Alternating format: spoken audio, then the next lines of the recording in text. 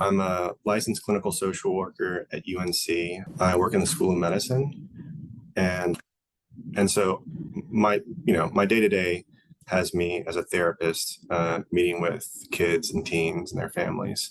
A number of those kids have been bullied. A lot of them are coping with different types of bullying, and we could put that into maybe three different baskets. So there's physical, which I think we all kind of like immediately think of, produces like a big image in our minds when we think about bullying.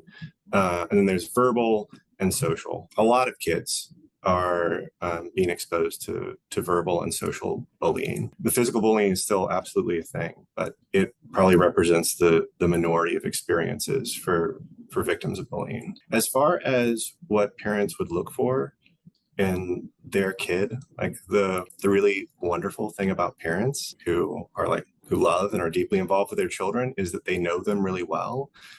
So there's not like a single sign that your kid is being bullied.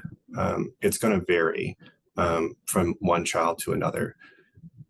The big thing that parents would be looking out for are sudden changes, like suddenly loses interest in doing something that they have really enjoyed. My mind, and in a lot of kind of like teacher and parents' minds, is cyberbullying and the interactions that can happen online, like a rumor is started.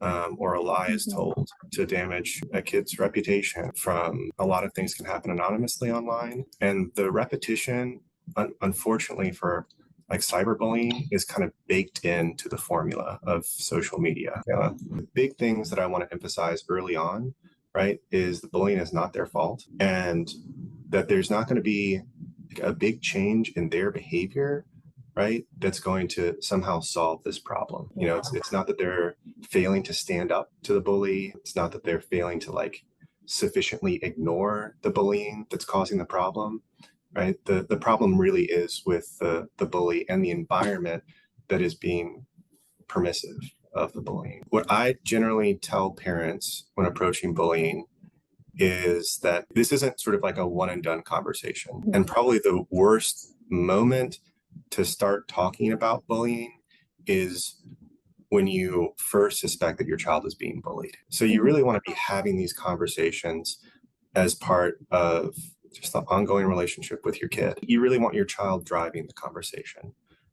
So it's very easy for a parent to come in with an objective. There's a lot of value in having parents be just curious and open and allow their child to kind of lead the conversation so that they can really accurately hear and empathize with their child's experience. That's a really, really powerful thing to provide a child. And it's oftentimes much more valuable than launching directly into, this is how I'm going to help you solve this problem.